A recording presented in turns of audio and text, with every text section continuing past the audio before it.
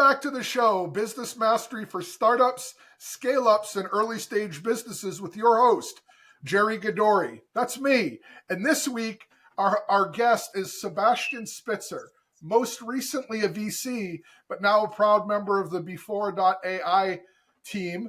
And I'm super excited to talk to him, not only in his background on VC, but what it's like to transition from being on the investment side of the table to being a part or an early stage employee of a startup. Sebastian, what are your thoughts?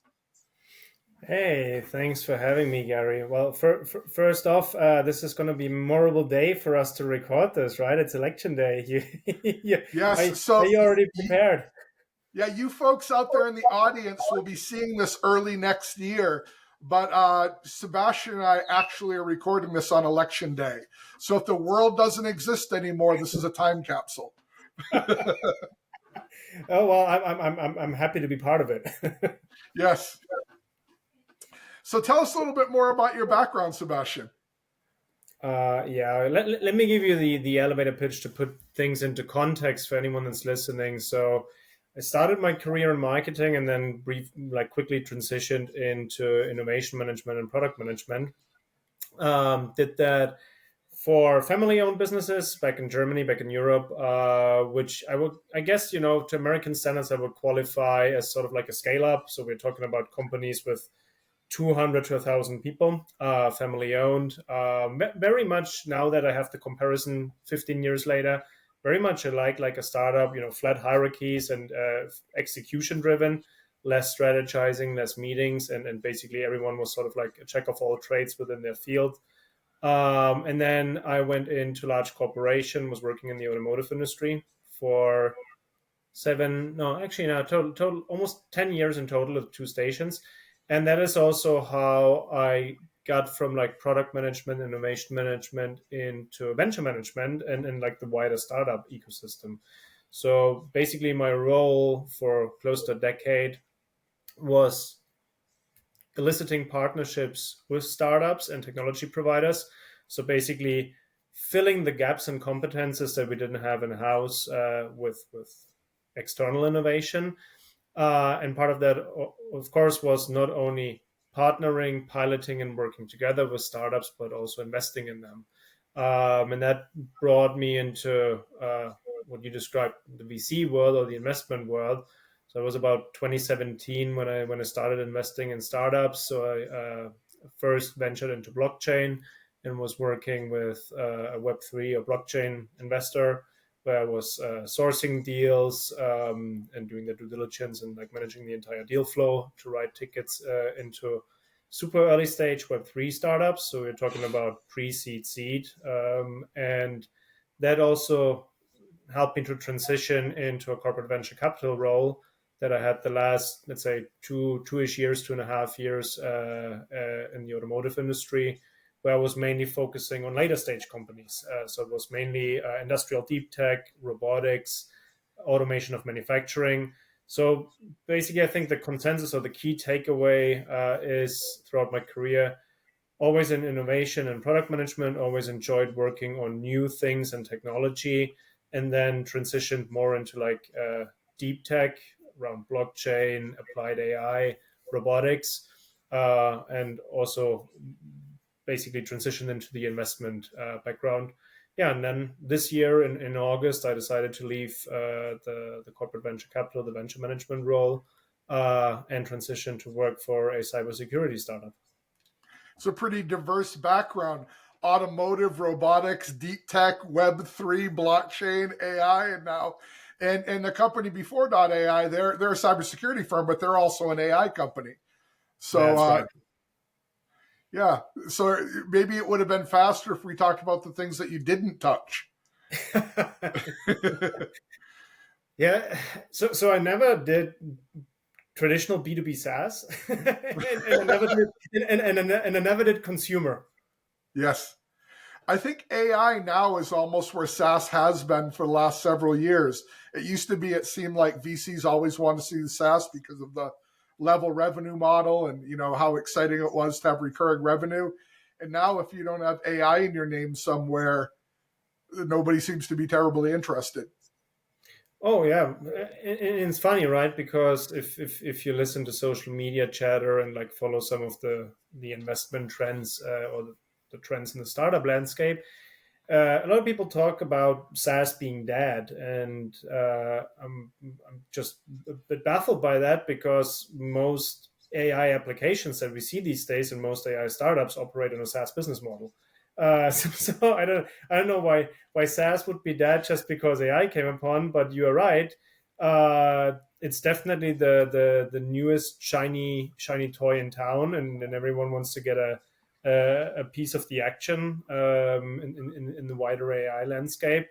And I'm pretty certain, like, like a lot of people compare it to the .com transition when basically everything went online. And I think there is a lot of truth with that. So just to get things right here, I mean, AI is truly transcending all verticals and industries, right? You find use cases and applications pretty much in every niche market and in every widely adopted market.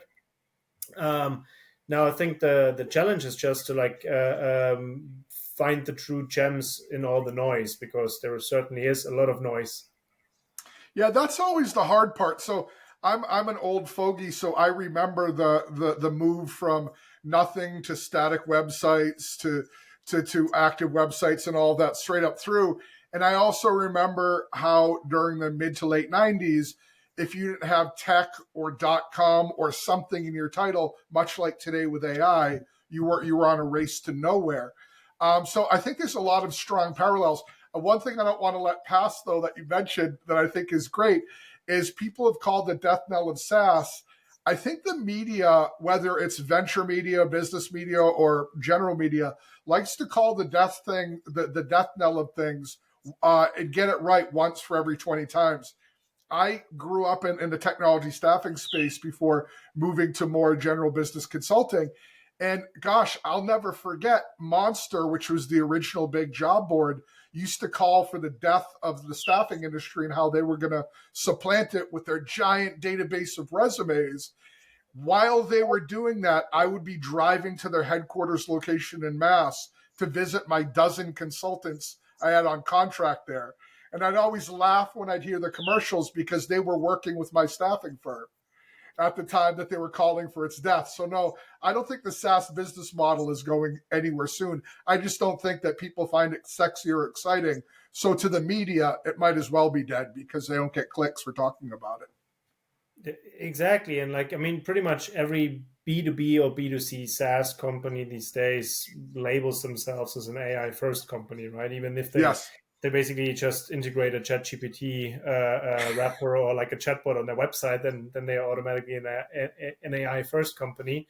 Or a But Y Combinator startup, either one. you said that. I won't comment on Yes. that. No, you know what I truly find interesting about disruptive technologies is, and that goes across the board. Like if you look at robotics, if you look at the internet, if you look at a lot of things, right? Or even like, let's say, self-driving cars or electric vehicles. I mean, EVs themselves are not necessarily an innovation per se. They've been around for 100 years, but they just At got least. reinvigorated by new inventions in battery technology and then basically reapplications and external factors driven towards sustainability and saving the planet, which is a good thing. But what's always funny if you look at all these trends, um, on the short term, we always grossly overestimate the impact that technology or innovation will have in our Yes. lives, right? So, right now, take everything you hear about AI with a large grain of salt. Like most of those predictions for the next 1, 2, 3 years will probably be awfully wrong. Yes. However, on the same note as we grossly overestimate the short term impact, we also grossly underestimate the long term impact. See, for example, the internet, right? I mean, the internet literally changed how people interact with each other, how they do business. Looking at, I mean, just a stupid note. looking at international phone calls, looking at emails versus letters. I know now no one's talking about email anymore because it's absolutely nothing revolutionary anymore. It's standard practice. I But as the remember when internet it came was the upon, killer app. exactly, exactly, and like the promises that were attached to those inventions back then, and you and me are old enough to have lived through that firsthand. And like, I mean, I can remember when I was about, I think, 10 years oldish, when I got my first personal computer and home computer, and my first cell phone. um the promises were vast, and like was like, oh my god, everything's going to dramatically change. And then people realized 1 or 2 years later, well, actually the change is not as dramatic as we thought it would be. But now fast for 10, 20 years later, everything has completely changed. Yeah, I will. So you said a lot there I'd like to unpack. I like to make fun of the LLM wrapper companies because they're easy targets. But if we move to a more recent revolution, the movement to mobile, you see the same thing there. Like, you remember all of those dozens of flashlight apps that you used to be able to get for your smartphone? Those are those were that revolution's version of the LLM wrapper. Everybody knew that Google and Apple were going to just incorporate that in a iteration. It was somewhere on their roadmap to do, but until it happened, it was fun to have your own little light, flashlight app in the App Store. LLM wrappers are the same. It's your point about hype cycle. It's a similar concept in that we need to get a big enough user base. We need to get a big enough install base. We're going to get a big enough knowledge base before we can move from the very rough open end of the funnel of anything new, and start to refine it down to what it's going to be. Gosh, do you remember? So I'm not a big video game player, but I was when I was much younger. Back before Windows, before GUI was really real, it used to just be an overlay over DOS. And we used to have to go back into the DOS and recalibrate all the RAM to have enough RAM to run our video games. So we're kind of at that stage with AI where everything's super basic. Well, see, I always was smart enough to just buy consoles and a Game Boy versus trying to make things work on my computer. So My first console was a tank game that it was two joysticks on a console, and all it was the tank game. The whole console was one game. Dude, I generally had an Atari. So I actually, like, I started my career with an Atari, and then went on to, I skipped the NES and then went into the Super NES. And then, of course, what was it?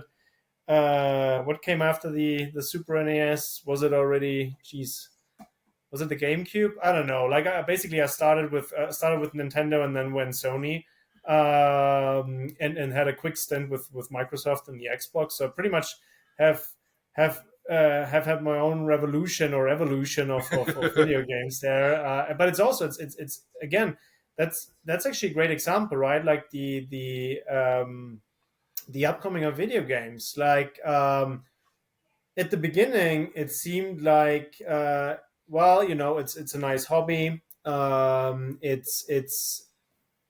It had like this promise of like changing how people would spend their spare time, or like kids specifically.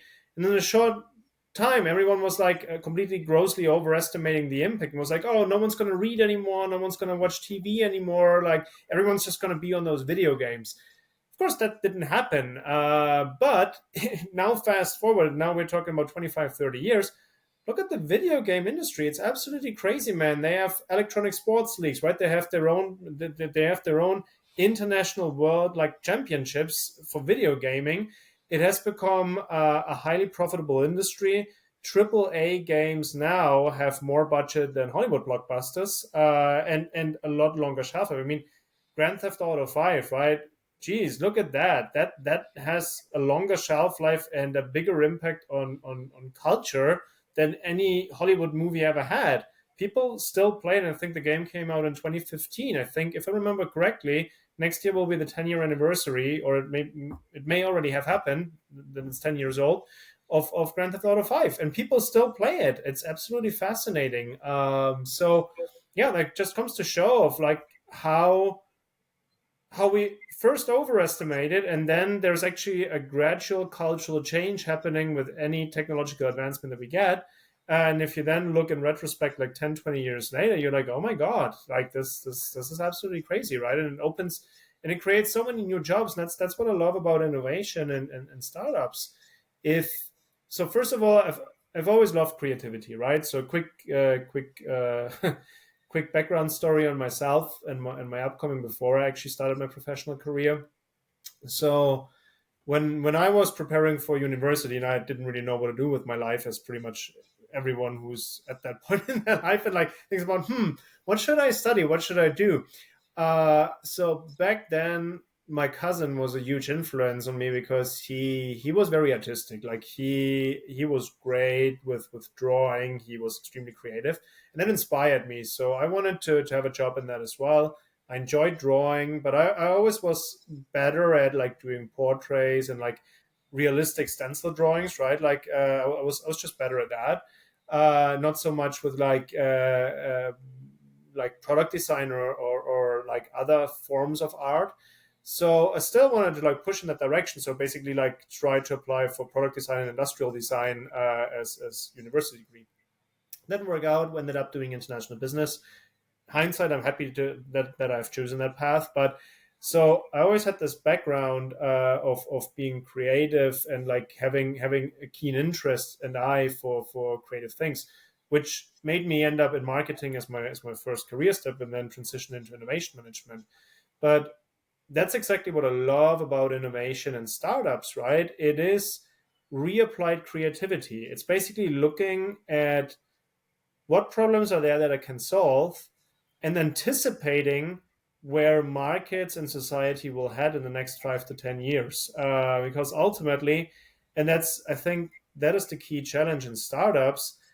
Yes, you need to solve a problem because you need to penetrate the market and you need to go to market and you have to make money now. I mean, if you want to start a business and want it to last, ideally within, let's say, the first 12, 15 months, you should start making revenue.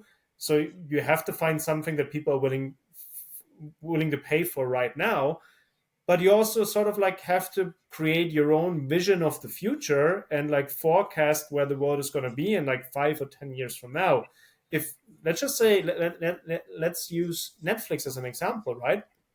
So Netflix started because they realized that renting videotapes sucked. The whole experience sucked. Like it just wasn't convenient. It wasn't nice. So they started a mail ordering service for DVDs, right? And by the way, you could also argue that sometimes you just have these lucky coincidences where things just happen that are beyond your control and then basically give you that rocket fuel to really take off. You could argue for Netflix, what happened was, well, first of all, we transitioned from videotapes to DVDs. DVDs are easier to ship. They are less bulky, less heavier. Yes. Shipping costs are lower, right? So that was stage number one. But then when they fully transitioned into online streaming, all that wouldn't have been possible if it wasn't for high-speed internet actually coming through. So they were lucky profiteers of a digital revolution that happened that they absolutely did not influence or were not part of. But out of a sudden, someone provided them the infrastructure to invent an entirely new service proposition. And I mean, they were good enough, and hats off to them and kudos to them. They seized the opportunity. They couldn't influence it. It wasn't their doing. I mean, they didn't create the internet, but they saw the opportunity. They already had a business at that point that made money and made revenue that people started using. And then they just thought, hey, we can make this so much better and so much more scalable if we leverage what someone else now just provided us. And then they took off.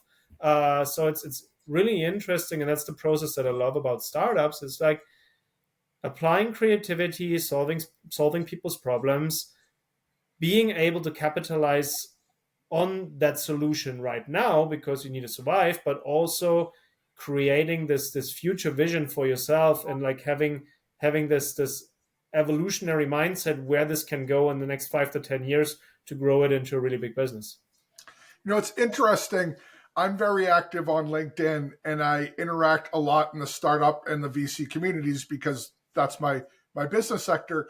But I often tease both my friends that are VCs and investors and my friends that are founders about the group think, group mentality they tend to have. We just spoke a minute ago about where AI is right now. If you don't have AI in your company, best of luck. But given the context of our overall conversation, I think it makes more sense.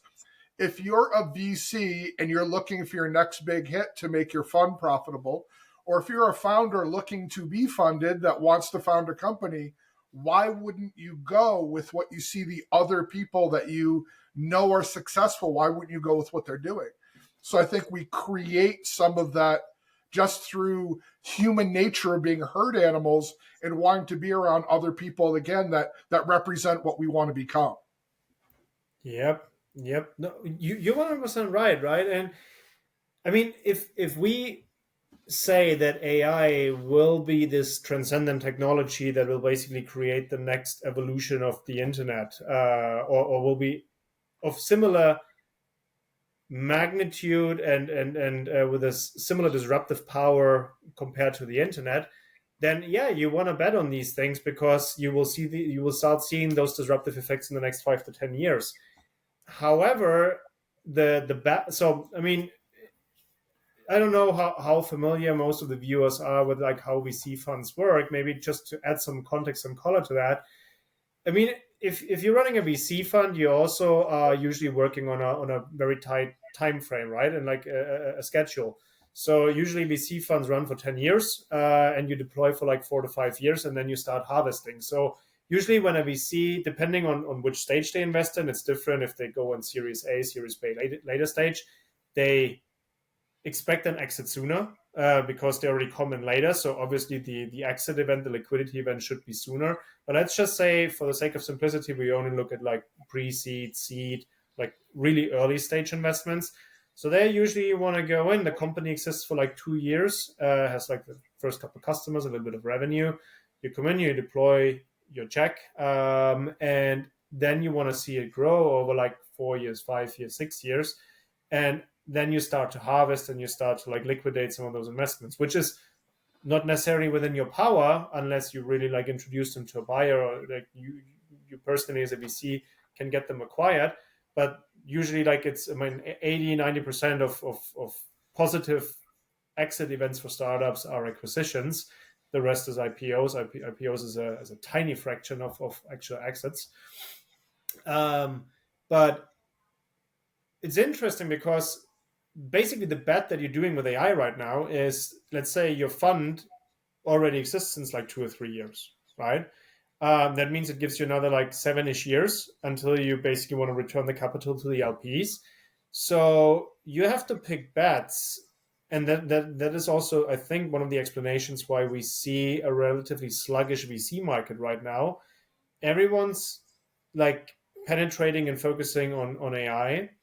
The sector is red hot, absolutely. So valuations are through the roof. I mean, there's absolutely insane stuff happening. See, like Ilya Sutskever, like the previous like technical lead at OpenAI, when he left, he started Safe Superintelligence, right? And he raised, I think, $1 billion at a $5 billion valuation, without any revenue, any customer, any nothing. Literally just based on the promise and the thinking that he will deliver.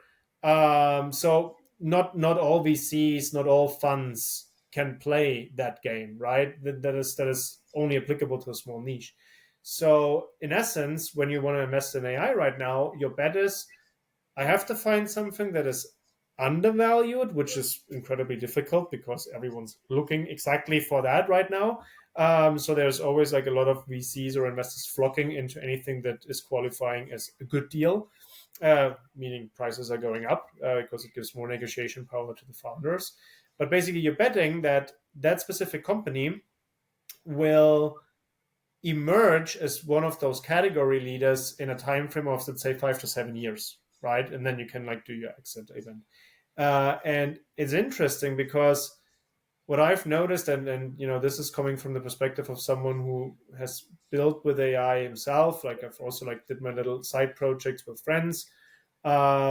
And it's interesting because if you're not creating your own model, or basically building on an open source model like Llama, where you run your own instance and where you basically create a level playing field that is stable, you're at the mercy of the LLM providers. So if you build on OpenAI, if you build on Anthropic, or any of those providers, you build something now and you don't know when they will release the next change. You don't know how it will impact on what you've already built. Maybe it will perform better. Presumably it will always perform better because they keep advancing, but it might also perform worse. Like one thing that we realized when we build solutions that like had APIs into some of these closed models was that it's sort of like building on quicksand, right? It's like constantly shifting. It's a black box. You don't really know what they are changing. So the time they roll something new out of a sudden, everything that you've built, your prompts and everything, might lead to completely different results that might not always be in your favor, or at least even if quality is the same, maybe they're not consistent anymore, right? Maybe they were consistent before, now they're not consistent anymore. So what I'm saying is, basically it's you're building on quicksand, and you're trying to build on quicksand to be a category leader, or a leader in your vertical in the next 5 to 7 years. So it's incredibly difficult both for an investor to assess where the space will emerge, and where those category leaders will be. But it's also incredibly difficult for founders. And just to wrap one last thing up, to add some color to that, literally the last couple of weeks, we saw frameworks coming out from Sequoia Capital where they described like a blank canvas for AI applications.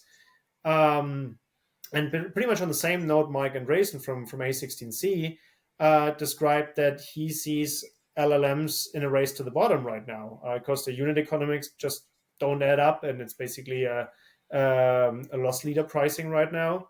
So take those things together, right? So on one hand, both very reputable VC firms, the biggest in the world, one saying like, oh, there's going to be a multi-trillion-dollar opportunity in the application layer, and the other one is saying, well, but at the other hand, the foundational layer, the model layer, is right now racing to the bottom, and quote unquote, we don't know who will survive.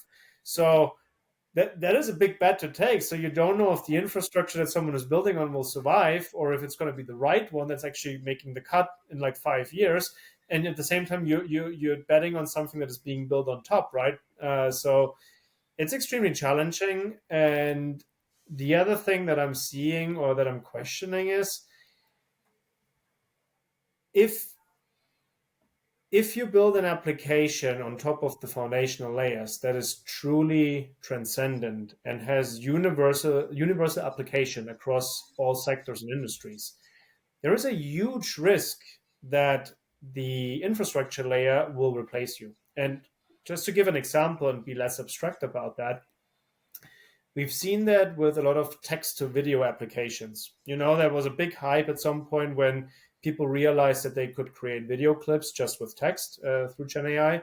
So a lot of startups were founded around that and were trying to improve the status quo. And then one day, OpenAI dropped the bomb and brought out Sora, right? Or at least, well, they didn't bring it out yet. They just announced that they will, and like basically they showcased it, and single-handedly destroyed the valuations of like 80% of those startups that did not have any vertical mode or were specifically good at something that was quote unquote a niche application. If they were just good at text to video, which can be applied across all verticals that might require videos, right? OpenAI came and basically knocked them out. It's crazy. So there is a huge danger if you go to broad, or if your application is too universal, that it will just be replaced by the infrastructure layer. Yeah, and that's kind of like when we were talking about the flashlight applications earlier. They get absorbed into the operating system for whatever mobile device that was. But that brings up a good question, Sebastian. If you could give one piece of advice to any founder, early stage leader from your pretty varied experience, what do you think that would be? Honestly, I think it's build something that you're passionate about and that you truly believe in. Because I think I'm seeing this tendency on social media. Entrepreneurship has become cool, right? Yes. Like a lot of kids, a lot of young people these days, either before university or after university, depending on what path they choose for themselves. They don't want to work in big corporates anymore. Like big corporates are boring, right? It's like you're cogging the wheel, and like you can't decide on your own fate. Totally get that. So there's this huge trend with like personal brands, influencers, and everyone like aspiring to be their own boss. And that also drives a trend that a lot of people seek to become startup founders and just build their own businesses, which is absolutely amazing because, I mean, ultimately they're generating net new jobs. They are ideally improving society. They are solving problems. They are making humanity better in that process. But here's the reality, and it's might be an unpopular opinion, but the reality and the numbers just show the vast majority of startups will fail. Yes, 93%. They can't scale. It's wrong timing. It's the wrong team. It's the wrong idea. Whatever, for multitude of reasons. So the reality is, if the odds are against you, you should at least do something that you enjoy, that you really care about, right? Because, you know, in the event that you will fail, you at least will not feel like you wasted 2, 3, 4, 5 years of your life. If you're building on something that you truly enjoy and care about, you at least did something that you truly cared about. You know what I'm saying? So again, might be unpopular, but I always like to think if I'm playing a game where I know that the odds are against me, at least I want to enjoy playing the game. That's the best way I've heard it put recently, because I have the same view that you do. For most people, the clearest path to success is to join a company and grow inside of it. But we've glamorized being an entrepreneur and a startup founder to the point that we're diluting the message that they have a roughly 7% chance of succeeding in that path. So I try to talk founders out of it. I do it gently, but if I can push them with so much as a gentle push to say no, then they weren't going to make it. If they get angry at my push, then they've got a good shot of being a part of that 7%. But if something so simple as an old guy saying, you know, that's not a great idea, can dim the light in their eyes, they're going to be a part of the 93. And that's the way that I do it. I'm passionate about small business. I think that's the driver of the world's economy. That's the source of most innovation. I love it. But if something as little as an internet rando could turn you off, then you were part of the 93 and I've done you a favor. So that's huge. 100%. No, and like I totally agree with what you said. I mean that the percentages are always a question, right? Like what is defined as success? I think when with those like 90-10%, I think they only look at the big exits. So if a small exit or like just running a small profitable business is good enough for you and you don't have aspirations of being that unicorn or IPO, the chances for success actually might be a little bit higher. I think Yes. might be like 20 or 30%, right? But again, like that's another thing, we over glamorize those big exit stories. Yes. And the issue with that is, you know, I love the aspirational part, right? I love the motivation, like, you know, dream big, like go after those dreams. Absolutely right. Nothing wrong with that. But also just be mindful is that the reality is only 1% or even less than 1% actually get there, actually like do that IPO, like become this like crazy unicorn, whatever.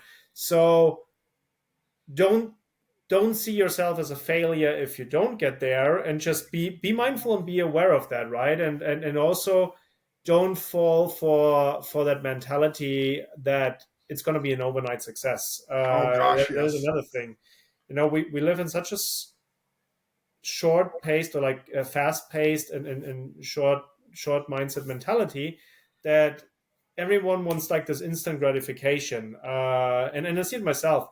Customer experience on Amazon, right? If I order something, I expect it to be there tomorrow. Like I have no time. I don't want to wait for a week.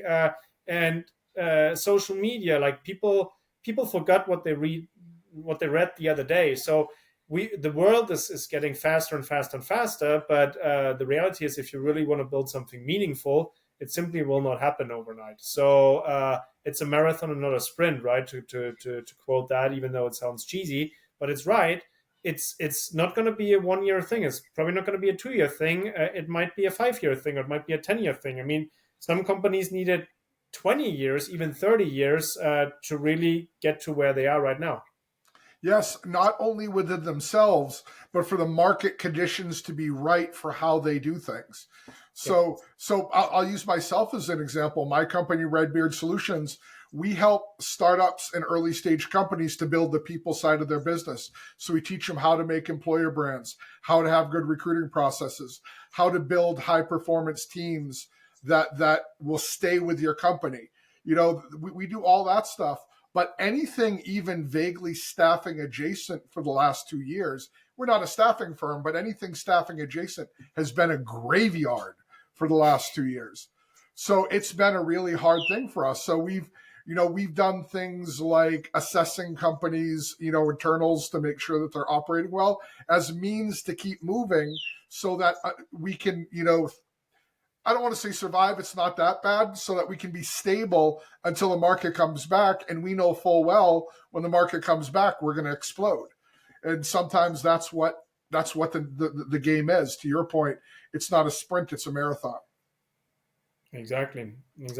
But I for one, I'm happy to be part of it, and it's just such an inspiring space to be in. So I totally get the appeal as well. Oh, I had the 100%. pleasure to be around startups, work with founders, help them fundraise, work closely with them either on my spare time or now as a full-time job for the last 7-8 years, and like no day is the same. So you always learn new tricks.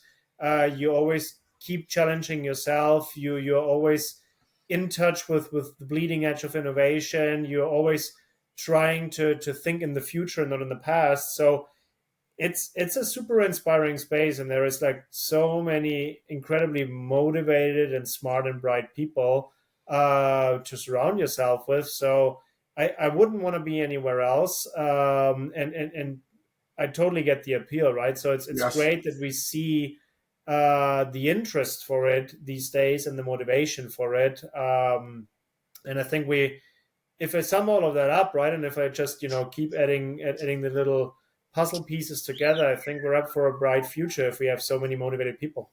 100% yes. And I'll tell you what, Sebastian, I think that's a good place to call it. We've covered a huge amount of material.